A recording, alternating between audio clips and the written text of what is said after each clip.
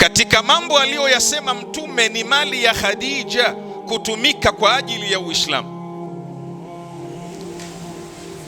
Kwa hiyo lau kama sio liwazo la Khadija kwa Mtume Muhammad, lau kama sio mali ya Khadija kwa Mtume Muhammad, leo hii tusingekuwa na kalimatu tauhid, tusingekuwa na la ilaha illa Allah Muhammadun Rasulullah. Allahumma salli ala Muhammad wa ali Muhammad.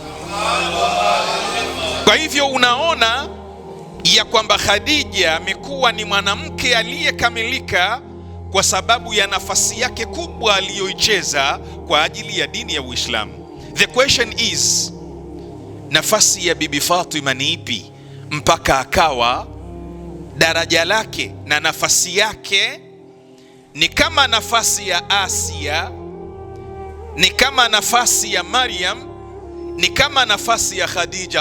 La ya Sheikh Jalal, la.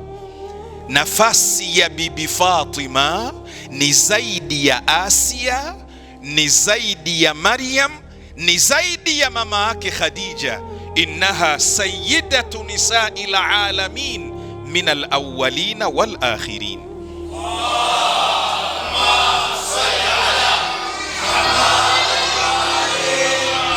Swali la kulibeba, la kwenda kulifanyia kazi na kujiuliza, nafasi hiyo ya kwake ni ipi?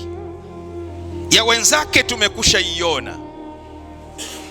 Sasa hilo na waachia mwende mkalitafute, mkapikue vitabu vya historia, mkachakure huko, na mtakwenda kuona.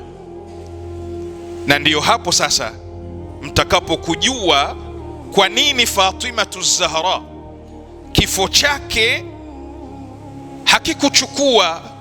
hakikupita mwaka kutoka kufariki Mtume Muhammad.